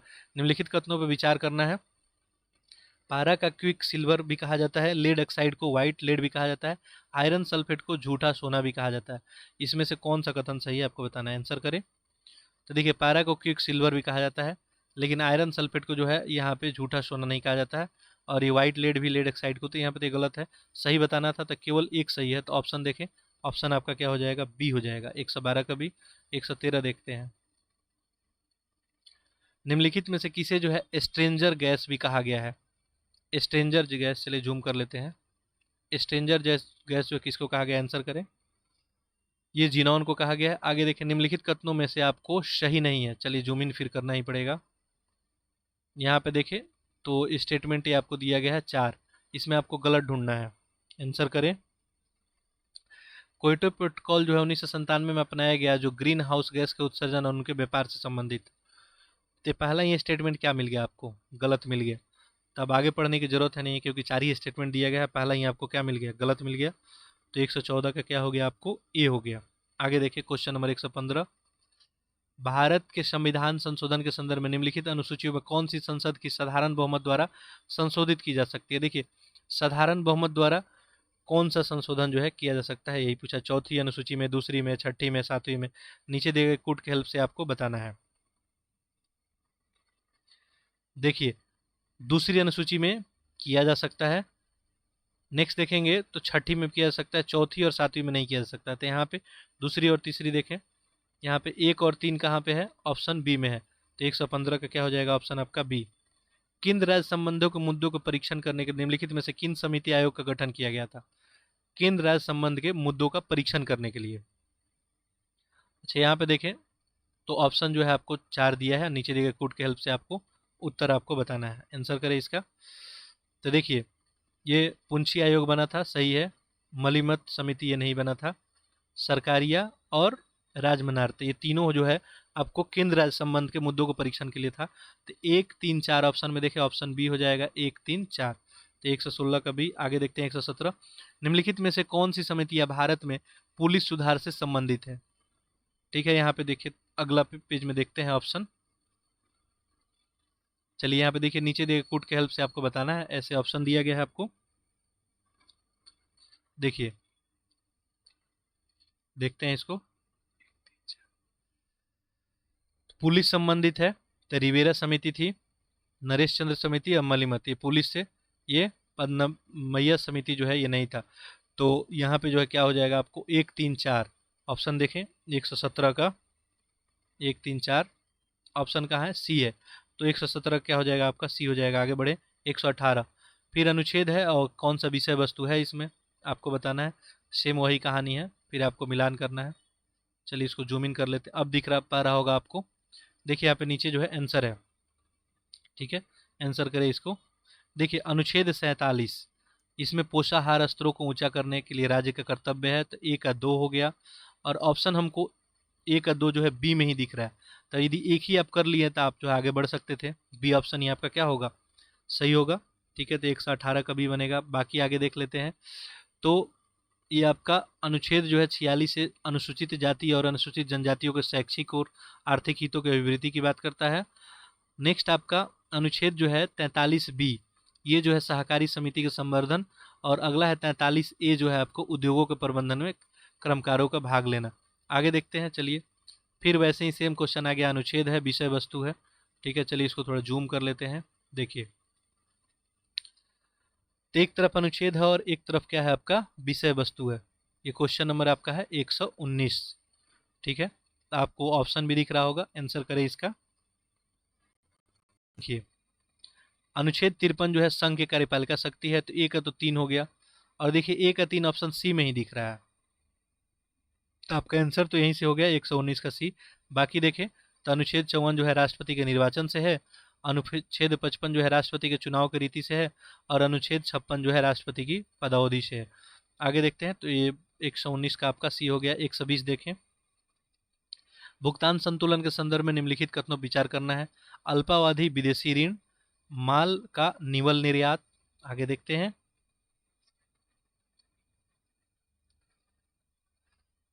अगला है आपको निवल बाह्य वाणिज्य की उधारियों, और सही विकल्प का इसमें चयन करना है। तो देखिए, पहला स्टेटमेंट तो सही था। इसमें किसके बारे में आपसे पूछा जा रहा है, यहाँ पूछा जा रहा है आपको भुगतान संतुलन के संदर्भ में। अल्पावधि विदेशी ऋण है ये। ठीक है, माल वस्तु और निवल निर्यात ये तो नहीं होगा। ठीक है, आगे देखें। तो 1 नंबर स्टेटमेंट सही है यहाँ पे, निवल बाह्य वाणिज्य की उधारियाँ। तो 1 और 3 सही है। तो यहाँ पे क्या हो जाएगा आपका ऑप्शन ए, 120 का ए हो जाएगा। आगे देखें 121 देखते हैं। देखिए, निम्नलिखित में भुगतान संतुलन के संकट को कम करने में सहायता कौन करता है। 3 ऑप्शन दिया है, सही विकल्प का चयन करके आपको उत्तर बताना है। ठीक है, देखिए, आयात का घटना, प्रत्यक्ष विदेशी निवेश पे प्रतिबंध, और निर्यात का बढ़ना। आपको क्या करना है, भुगतान संतुलन के संकट को कम करना है। तो आयात को क्या करना पड़ेगा, आपको घटाना पड़ेगा। निर्यात को क्या करना पड़ेगा, बढ़ाना पड़ेगा। ठीक है, सिंपल सी बात है। तो यहाँ पे आपका ऑप्शन क्या हो जाएगा, बी हो जाएगा। 1 और 3, जब भी भुगतान संकट संतुलन से निपटना है, आयात घटाना होगा, निर्यात बढ़ाना होगा। आगे देखिए, ऑप्शन बी हो जाएगा फिलिप्स वक्र। ठीक है, निम्नलिखित में से किन के मध्य जो है प्रदर्शित फिलिप्स वक्र जो बनता है। तो ये आसान सा क्वेश्चन है, हम लोग ऑलरेडी डिस्कस किए हैं।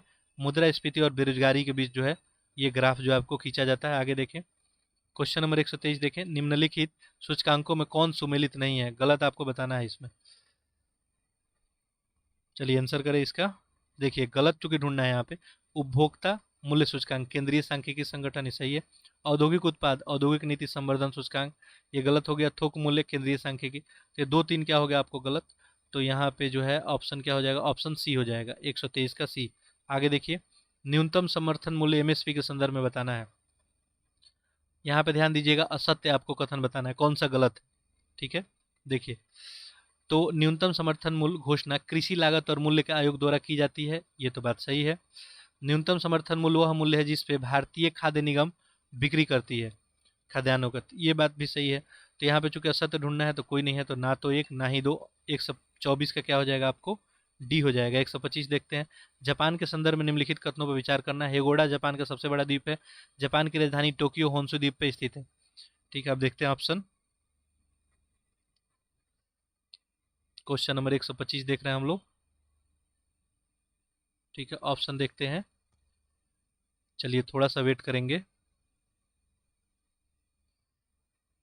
थोड़ा सा बस वेट करेंगे यहाँ पे। ठीक है, चलिए, क्वेश्चन आ ही गया, कभी कभी होता है सॉफ्टवेयर एरर होता है। तीसरा स्टेटमेंट देखिए, तो नोंगोया को जापान का जो है डेंड्राइट कहा जाता है, इसमें से सही कथन कौन है, आपको यही चुनना है। आंसर आप बताइए, इसका आंसर आप लोग टिक कीजिए। देखिए, दूसरा स्टेटमेंट बिल्कुल ही सही था। ठीक है, यहाँ पे देखिए दूसरा स्टेटमेंट क्या था, जापान की राजधानी टोक्यो जो होन्शु द्वीप पे है, होगेंडा जापान का सबसे बड़ा द्वीप है, ये नहीं है सही। तो दूसरा तो आपका स्टेटमेंट सही है। तीसरा देखेंगे तो डेंट्राइट कहा जाता है नंगोआ को, तो ये भी बात जो है नगोआ को, तो सही है। तो 2 और 3 हो जाएगा, तो ऑप्शन जो है यहाँ पे आपका बी हो जाएगा। ठीक है, 125 का बी होगा। आगे बढ़ते हैं, 126, कथनों पर विचार करना है। यहाँ पे देखिए 3 जो है आपको कथन दिया गया है, इसमें बताना है सही कौन है। ठीक है, तो फिरनीज पर्वत फ्रांस और स्पेन की सीमा बनाती है, आल्पस पर्वत फ्रांस और स्विट्जरलैंड की सीमा बनाती है, आल्पस पर्वत सबसे ऊंची चोटी माउंट ब्लांक है। इसमें से सही कथन कौन है, ये बताना है। देखिए, पिनीज पर्वत जो है फ्रांस स्पेन के बीच सीमा बनाती है, बात सही है।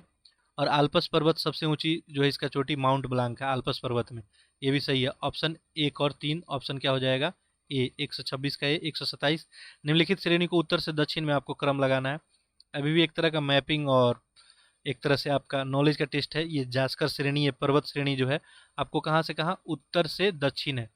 ठीक है, तो उत्तर ऊपर हो गया, दक्षिण नीचे हो गया, ऊपर से नीचे आना है। ठीक है, जैसे ये है आपका टोटल हिमालय वाला रेंज, तो उत्तर से दक्षिण आना है, यानी आपको इधर आना है। ठीक है, इधर से इधर आना है। ठीक है, चलिए चलिए इसका आंसर कीजिए। देखिए, सबसे पहले इसमें क्या आ जाएगा, काराकोरम श्रेणी आ जाएगा, चूंकि उत्तर से दक्षिण आना है। फिर लद्दाख वाला आ जाएगा, फिर जास्कर और फिर शिवालिक। ठीक है, तो यहाँ पे ऑप्शन क्या हो जाएगा आपका डी। आगे देखिए, निम्नलिखित में कौन सुमेलित नहीं है, गलत बताना है।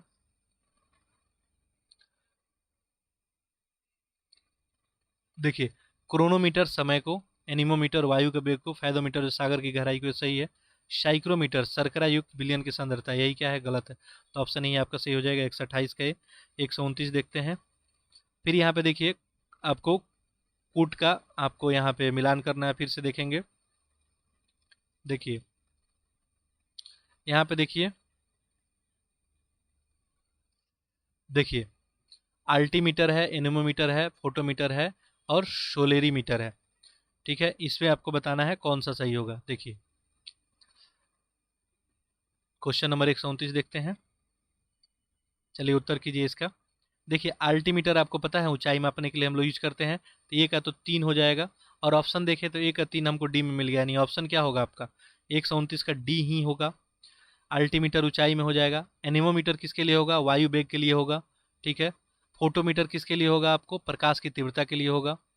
ठीक है, और बाद का बचा सोलेरीमीटर, तो ये किसके लिए हो जाएगा, सौर विकिरण के लिए हो जाएगा। ठीक है, चलिए आगे बढ़ते हैं, तो इसका ऑप्शन डी हो गया। क्वेश्चन नंबर 130 देखते हैं, सूची 1 को सूची 2 से मिलाना है। ठीक है, एक तरफ परियोजना है और ये परियोजना कब आया था, ये पूछा जा रहा है। जैसे गैंडा परियोजना है, लाल पंडा परियोजना है। इसके अलावा देखें, अगला हिम तेंदुआ परियोजना है और हाथी मेरे साथी अभियान है। तो ये कब कब आया था, यही आपसे पूछा गया है। 3 2 1 4, देखिए पहला देखेंगे तो ये गैंडा परियोजना जो है ये कब आया था आपका, ये आया था 1987 में। तो यहाँ पे देखें ऑप्शन ए में देखेंगे तो ए का 3 दिखा हमें, बाकी में कहीं 3 दिखा नहीं, तो ऑप्शन हम लोग का यही हो जाएगा, 130 का क्या हो जाएगा, ए हो जाएगा। ठीक है, चलिए आगे बढ़ते हैं। ये ऑप्शन जो है ये लोग को ऐसा देना नहीं चाहिए, खैर क्वेश्चन सही सुमेलित कीजिए। ये यहाँ पे आपको मुजाब है, उज्बेकिस्तान, तकला मकान, यूएसए। अच्छा, यह सुमेलित करना है, ये सब कहाँ कहाँ है। तो देखिए ये मेजाब जो है कहाँ, यूएसए, तो एक का 2 हो गया। तकला मकान जो है, चलिए पहले आप लोग आंसर कीजिए।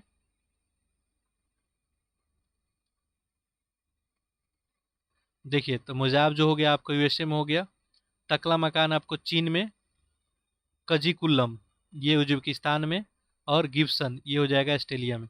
ठीक है, तो ऑप्शन क्या हो जाएगा आपका, ए हो जाएगा। तो 131 का ए। 132 देखिए, हाल ही में भारत के किस राज्य केंद्र शासित प्रदेश में लिथियम का भंडार मिला है।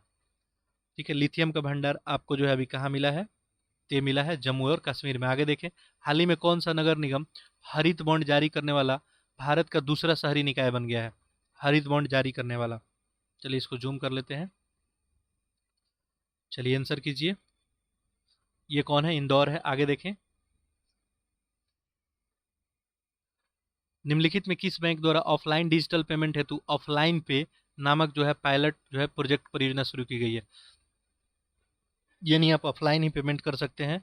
ये क्या होगा आपको, एचडीएफसी। आगे देखिए, बजट 2023-24 में वित्त मंत्री के रूप में निर्मला सीतारमन का कौन सा जो है बजट था। ठीक है, निर्मला सीतारमन का इंडिविजुअल का पूछा जा रहा है, तो इनका कौन सा, ये पांचवा था। ठीक है, आगे देखिए, हाल ही में गूगल द्वारा किसके नाम से आर्टिफिशियल इंटेलिजेंस द्वारा संचालित चैटबॉट को लॉन्च करने की योजना जो है बनाई जा रही है। तो ये जो है बर्ड नम से। आगे देखिए, फरवरी 2023 में संपन्न महिला T20 वर्ल्ड कप में किस टीम ने जो है खिताब जीता है। आसान सा क्वेश्चन है आपके लिए, ये ऑस्ट्रेलिया जीता था। ठीक है, आगे देखते हैं 138। हाल ही में यूट्यूब का मुख्य कार्यकारी अधिकारी जो है भारतीय अमेरिकी कौन बना है। यूट्यूब का मुख्य कार्यकारी अधिकारी। ठीक है, तो इसका सही उत्तर क्या हो जाएगा आपका, नील मोहन। आगे देखिए, फरवरी 2023 में नीति आयोग के नए सीईओ के रूप में जो है किसे चुना गया। ठीक है, तो ये किसे, BVR सुब्रमण्यम को। आगे देखें, जनवरी 2023 में किस नगर को आंध्र प्रदेश की नई राजधानी का दर्जा दिया गया। आंसर आप लोग पैरेलली करते रहिए। विशाखापट्टनम को दे दिया गया। निम्नलिखित कथनों पर विचार करना है। देखिए यहाँ पे दो स्टेटमेंट है। अडानी समूह तथा इजराइल के गेटो ग्रुप ने कंसोर्टियम द्वारा इजराइल के टाइफा बंदरगाह पर लगभग 1.2 अरब डॉलर का अधिग्रहण किया। इस कंसोर्टियम गेटो ग्रुप को 30% तथा अडानी को 70% हिस्सेदारी है। इसमें बताना है आपको कौन सा सही है। देखिए तो इसमें दोनों ही स्टेटमेंट आपका सही है। आगे देखिए, क्वेश्चन नंबर 142, माइक्रोसॉफ्ट द्वारा प्रोजेक्ट एलोरा को प्रारंभ किया गया था। प्रोजेक्ट जो है एलोरा प्रारंभ किया गया था, ये आपको बताना है। मुंडारी जैसे भारत के स्थानीय और छोटी भाषाओं के डिजिटल दुनिया को जोड़ने के लिए। ठीक है, ऑप्शन आपका ये हो जाएगा। 143, निम्नलिखित में से किस कंपनी के द्वारा फरवरी 2023 में भारत के प्रथम हाइड्रोजन ट्रक का अनावरण किया गया। किस कंपनी के द्वारा जो हाइड्रोजन ट्रक का अनावरण किया गया, ये पूछा गया है। तो ये रिलायंस इंडस्ट्री लिमिटेड के द्वारा। आगे देखें, वर्ष 2022 में रसायन शास्त्र क्षेत्र में नोबेल पुरस्कार किसको दिया गया था। अब ऐसे ऐसे क्वेश्चन आपके एग्जाम में पूछे जाते हैं। देखिए यहाँ पे पैट्रिक मेडोनिया और एरिक बेट्सी इमामू जो है आकासाकी और विलियम, इन लोग को तो दिया नहीं गया था। तो आगे देखते हैं,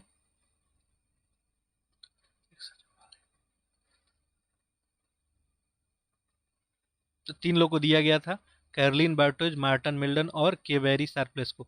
तो ऑप्शन डी हो जाएगा आपको नोबेल पुरस्कार रसायन के क्षेत्र में। 144 का डी। 145 देखें, निम्न में से किन्हें चिकित्सा का नोबेल पुरस्कार 2022 दिया गया। चिकित्सा में किसको दिया गया था, ये सब हम लोग करंट अफेयर में ऑलरेडी कवर कर चुके हैं। ठीक है, चिकित्सा में दिया गया था श्वेता पावो को। तो 145 का हो गया आपका डी। DY चंद्रचूड़ जी ने 9 नवंबर 2022 को भारत के मुख्य न्यायाधीश से शपथ दिलाई गई, और भारत के क्या थे। अच्छा, भारत के कौवे नंबर के जो है ये न्यायाधीश बने हैं, ये पूछा जा रहा है आपसे। सिंपल सी कहानी ये है। तो ये 50वें नंबर के मुख्य न्यायाधीश थे। आगे देखिए, वर्ष 2022 में जारी फोर्स पावर सूची में विश्व के सबसे अधिक शक्तिशाली 100 महिलाओं में भारत से सम्मिलित जो है कौन कौन है इसमें। ठीक है, फोर्स में। ठीक है, 147 हम लोग देख रहे हैं। अब देखिए आपको पूरा क्वेश्चन दिख रहा होगा। देखिए, तो इसमें माधव पुरी बुच बिल्कुल शामिल थी ये, और ये रोशनी नाडर और किरण मजुमदार शाह। ठीक है, तो 1, 4, 5 हो जाएगा। ऑप्शन क्या हो जाएगा आपका? सी, 147 का सी। आगे देखें, निम्नलिखित में कौन भारत के 63वें गणतंत्र दिवस समारोह के विशिष्ट अतिथि थे? कौन थे ये? अब्दुल फतेह अल सीसी। आगे देखें, विश्व युवा कौशल दिवस 2022 का विषय क्या था? 4 ऑप्शन दिख रहा है, आंसर करें। तो इसका विषय था learning and skill for life work in the sustainable development. 150 विश्व ओजोन दिवस जो है मनाया जाता है, तो ये कब मनाया जाता है विश्व ओजोन दिवस? 16 सितंबर को। तो इस तरह से हम लोग 150 क्वेश्चन फिनिश किए। इसका टेस्ट नंबर 4 हुआ। इसका एक टेस्ट और बच गया है, वो हम लोग कर लेंगे। ठीक है, बाकी जो है दृष्टि का टेस्ट जो बचा हुआ है वो हम लोग करेंगे। तो करेंट अफेयर ये सब लेक्चर आप लोग देखते रहें। ठीक है, अपना रिवीजन करते रहें और लेक्चर को अधिक से अधिक बच्चों में जो भी पढ़ने वाले हैं उनमें शेयर करें। चैनल को सब्सक्राइब भी जरूर कर लें। चलिए, बहुत बहुत आप सभी का धन्यवाद।